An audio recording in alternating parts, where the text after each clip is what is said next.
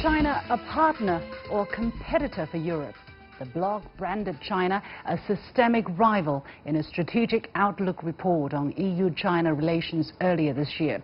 The paper did call on the EU to deepen its engagement with China to promote common interests at a global level. During Chinese President Xi Jinping's visit to Europe earlier this year, Italy and Luxembourg signed memoranda of understanding with China on the Belt and Road Initiative, bringing the number of European countries which have done so to 26, while other countries continue to adopt a wait-and-see attitude. So, is China a partner or competitor for Europe? Welcome to this special edition of The Point with me, Liu Xin. I recently sat down with the ambassador of the EU to China, Nicolas Chapuis, who is less than 1 year into his post, but has known China since the 1970s. So, Chapuis, welcome to The Point. Now, in the Europe Day address this May, you said that we are an important partner for China, meaning the EU. If China wants to join us and share global responsibility, commensurate with its political and economic strengths. You also said that in your very first press conference as EU ambassador to China, that you came here to Beijing to realize joint action. What kind of joint action are you thinking of, and what have you done over the past year to realize these joint actions? Well, what I was meaning to say is that in the world we live in today, which is marked by instability and predictability, time is to join forces. We cannot just stay to our own, to be alone in our corner and try to exert power politics or to say make China great again or make America great again. We don't say make Europe great again. Why? Because we think that in this world, in this 21st century, we have to join forces. That's why we say, contrary to the logic of great power relationships, that we do acknowledge. It is a reality. But we have an ambition, which is to join together, because there's only one planet, and it should not be divided, it should be united. The union itself is the product of that joining together, unity in diversity. And so, as I arrived in China a year ago, what I was trying to do, still trying, is to show to our Chinese counterparts that the Union, not just single member states, of course, France, Germany, the UK, Italy, Poland, and so on, are very important to China, have been and will remain so. But there's a higher level of ambition, to have the Union, these 28 states together, united, trying to strike with China a new path of international relations based on law, that the weak are protected and the strong contribute to the weak. That's what we are trying to do. And I found that in my interactions with the Chinese administrations and the think tanks and all people of all kind of way of life, that this is not a utopia. This is something that China seems to want. That the rise of China is not just the rise of a great power, but is trying to create a new international system, and not just bilateral relations, power balance. What do you mean by a new international system, as to your understanding of what China wants? Well, what we want to see is a multilateral world system, not just the addition of bilateral relations, but somewhere where North and South, East and West can work together to face the challenges of our time. Is it a new thing, or is it an improved version of the current system we have now? Well, that's a real question for everybody. We in the Union think that the foundation of the international system created in 1945 after the Second World War are valid. But the rules need to be adapted to the new situation, because the economic situation has changed, the political situation has changed, and we need new rules. So the reform of the UN, the reform of WTO, these are the two main pillars of the international system. But you don't want to change the fundamentals. Well, we don't think that the principles that lay the foundation of this international system are not valid anymore. They are. Mm-hmm. What's your perception of the Chinese understanding on this issue? Because China has been saying, we don't want a completely different system either. We just want the current system to be better, to suit the changing economic, political circumstances. Basically exactly what you were saying, but some people in the United States, for instance, or somewhere else, believe that China wants a completely different system. What's your perception here? Well, my perception is that we are willing to take China to its word. There's a debate today. Does China want to change the governance of the world? Or does China wish to work with us to improve the rule book of the world? And I think there's a debate, even in China, about that. There are different voices. And it's natural. It's not an issue that there are different voices, because, of course, China is confronted with different voices and needs to find its place. What we propose, the European way, is that we need to engage more, we need to discuss, especially on difficult topics. Is there a unison voice at this moment among the EU bloc as to what to do with China? Because we have seen, for instance, last year, earlier this year, this document which talk about the EU's strategic outlook vis-à-vis China. It termed China as an economic competitor, but also systemic rival. But as you said, it also envisages to deepen engagement with China. What kind of relationship is that? Well, we wanted to describe a very complex object, which is China. China is not a small country. China is today the first or the second economy, depending on how you count. And you cannot have a strategy if you don't know with whom you are going to engage. And China is multifaceted. We will celebrate next year 45 years of engagement between the European Union and China.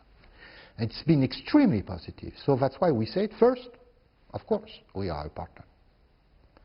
But it's true that over the last 5 to 10 years, Chinese companies have come into Europe, and we are competing everywhere in the world. Today there's not a major tender where you don't have a Chinese company and a European company. And that's good. It's called competition. And competition is good if it is fair. The question is, how do we ensure it is fair? And third, rivalry. Of course. But we were not the first to say it. China said before that it was both in its foreign policy cooperative and struggling. 合作，斗争。 Would you elaborate a little bit, because that's a very new perspective, let's say, because China has been emphasizing that it wants to cooperate with the world. You know, this 斗争 is not really against one country or one bloc. It's against some forces who have very strong ideological differences, for instance, which see China as an enemy. Then China needs to 斗争 to fight against. But with countries or with bloc of countries such as EU, I think China's primary approach is cooperation, not even so much competition. Well, I think you're right that at the government level, partnership compromise, consensus seeking, is what the Chinese government tells us. And this is why we have been improving our relationship over the last 40 years. At the same time, when you talk to a Chinese company, clearly, it's competition. Today in China, on telecom, which is a major field for Europe and China, because the three top manufacturers of 5G are Chinese and European, 2 European, 1 Chinese, well, there is competition, and strong competition. And rivalry. China can be very tough on issues where it feels that its interests are being questioned. And we are too. And it is just a matter of fact that on issues like human rights, global governance, economic governance, we have discussions. And our position can be sometimes very different. So how do we overcome these differences? Yes. Is it through doldrum, struggle? Or is it through partnership, discussion, cooperation? That's the issue today that everybody in the world is confronted with. What's the EU position on that, on that question? We are willing very much to engage. And that's why I said if China wants, it will find in Europe a constructive partner. That's a very good proposition. I think that's also China's wish. My understanding from the messages that the Chinese leaders sent while they visited Europe earlier this year, I think that there's a clear sign that China also wants to deepen its relationship and cooperation with the European Union. What do you think are the obstacles standing in the way at this moment? Well, there are issues linked to the level of development, of course, that China has economic interest it wants to protect, and we see that in the pace of reforms within this country, where there is among European businesses here some questions, some concerns about how fast, how deep the reform and opening will continue. Many promises have been made. I mean, China is talking right to the world. Is China not doing the right thing? It's not that it's not doing the right thing. I think there's an issue of implementation, which we can explain, but we need to make sure that we give our people on both sides, the Chinese people and the European people, assurances that the path brings more stability and more prosperity. And today, there are concerns, there are issues, and we think we can discuss them. But honestly, observing from the kind of pace of changes that have been happening over the past year and a half, especially because I understand a lot of concerns, a lot of these questions that you mentioned have been there for a while, and China has been making promises and trying to implement them, but not at the kind of pace that we have witnessed, especially over the past year. Have you noticed a picking up of pace, both in translating words into action and implementing these actions that have been written into paper, into laws, for instance? Yes, we've seen action being taken, but there remains to see details. So, for instance, foreign investment law.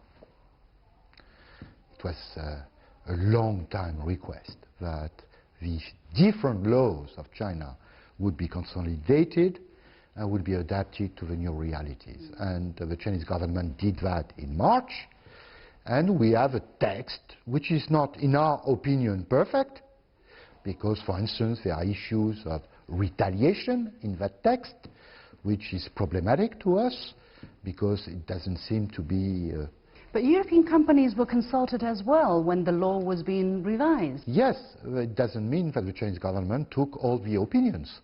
Okay. We were consulted, we made our comments, and we have a result which is positive, largely positive. It could be better, but in life everything can be better all the time. But what we are expecting now is detailed rules that will implement the spirit of the law. And one of the main difficulties that our businesses see today in China in their operations is that very often officials at the local level do not walk the talk of the central level. See, there is the difference between your understanding of the situation and someone who's sitting in Brussels or someone who's sitting in Washington, D.C., who probably never been to China, who just doesn't know the situation on the ground. Sometimes they think if the top leader or the top leadership of the Chinese, of China says something overnight, it will become reality. It takes a long process. It probably never gets done 100%. So I'm going to ask you this question. How much is a cultural misunderstanding or a gap of understanding that is standing in the way, preventing peoples of different cultures, of different countries to understand and work on the differences they're faced with?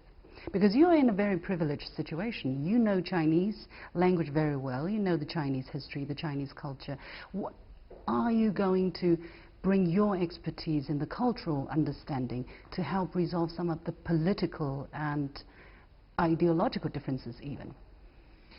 Well, I think it is very important, yes, to improve the level of knowledge. Or you can put it another way, to reduce the deficit of knowledge on both sides. I think many of your listeners do not really understand what the European Union is. It's not a state, it's not a federation. How does it work? There were lots of media comments on the elections in Europe and the formation of a new European executive. And then apparently the Chinese were surprised to see that Europe is a woman.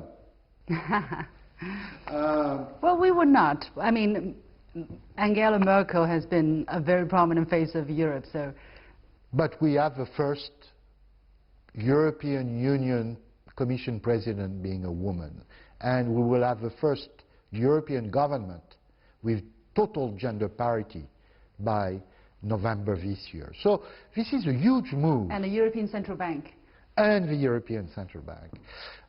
So on European side, it is true that I spend a lot of my time as an ambassador to explain to my authorities and to my partners in Brussels what is China. 何为中国? The title of a very important book that was published a few years ago in Shanghai. Because it is a complex subject, and today people tend to oversimplify. And I think by understanding the complexity, we are better armed to engage and to discuss and to find the necessary compromise.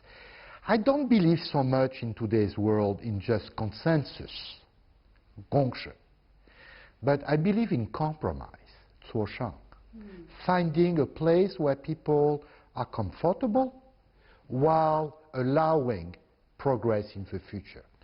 For instance, can we do progress between Europeans and Chinese on issues of human rights? This is for us extremely important.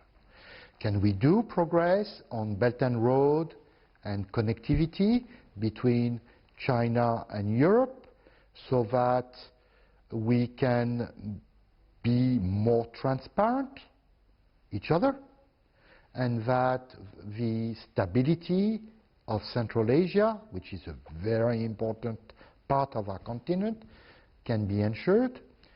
Example, can we, in terms of intellectual engagement, which is probably what is lacking today between China and the world, have more Chinese intellectuals, not just tourists, come to Europe and present the debate as it's going in China on the future. What kind of future does China want? Compromise are a two-way process, and I think it is a great thing. While the Chinese side is willing to engage, do you think the European side can also do something to come towards this direction as well? That's exactly what we are doing, and that's what the leaders of Europe and China have decided last April. We have negotiated a joint declaration at that summit, which paves the way for exactly that. But China, for the first time, with a foreign partner, has accepted to talk about extremely difficult issues in its industrial policy. Industrial subsidies, forced technology transfers, WTO reform, yes. International procurement, 5G. These are all extremely sensitive and difficult issues. And we acknowledge that, but willing to talk and trying today, and we are doing that right now. Our negotiation teams are meeting almost every week, trying to find the compromises, which means that we meet halfway, of course. But the compromise is never final. The compromise should be positive enough so that we can continue to progress. Next year will be the 70th, actually this year is the 70th anniversary of the founding of the People's Republic. And as you said, Europe will also be celebrating 45 years of its relations with China, official relations with China. So looking back, you have been in China since the 1970s, and you've seen the country change. You've seen almost every part of this country, and you left and you came back. What do you think this past 70 years meant for the Chinese people, and the past 70 years meant for the world, that 1/5 of humanity has gone through such changes? Well, first and foremost, we acknowledge, we recognize the incredible success story of the last 40 years. It's without precedent in world history, where a country has managed to get 400 million, 450 million out of the poverty line. It is an example to the world, certainly. According to the Chinese, it's 700 or 800, but again. Okay, great. Let's say that China has basically solved an issue which, for the last 200 years, had blocked China's path to prosperity and power, Fujian. So now it's done, basically. Poverty out of the way. Yeah. And the capacity then to grow as an important member of the international community. After, during the Qing dynasty, China was closed. Immobile. And there were reasons for that, but it doesn't matter in my line of reasoning. What I want to say is that the success of China after liberation in 1949, recovering sovereignty, after having fighting the Second World War, what is most striking is what has happened during the last 40 years. There were ups and downs, but fundamentally, what is happening is that China is today recognized in the world as an immense power. And the question is, will it be benevolent or will it be aggressive? Will it be constructive or will it want to fight? We, the Union, think that the history of China should bring the people of China for a peaceful, constructive, prosperous world. And that's why we come back to what I was saying to the beginning. The real issue today, whatever the problems of the world, is how do we address together the challenges of the time. And the challenges are first climate change, EU and China work together on it. Nuclear war? China and the EU work together very well on the Iran file and on the North Korea file. And 3, the new rules of global trade, because China has seen how trade brings prosperity. And today, the EU is the first market of China. It's not the US, it's not Japan, it's the EU. So we are part of your prosperity. And how do we ensure this is going to continue?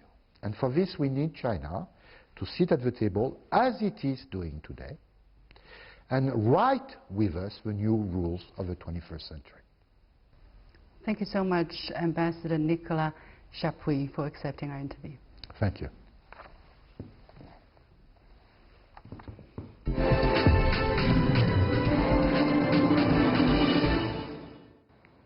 That was Nicolas Chapuis, the ambassador of the European Union to China. And with that, we come to the end of this edition of The Point with me, Li Xin. As always, you can follow me on Facebook and Twitter using the handle The Point with LX. Download the application called CGTN to watch the show on your mobile devices, or go to YouTube and look for CGTN The Point. Thanks for watching. You've got The Point.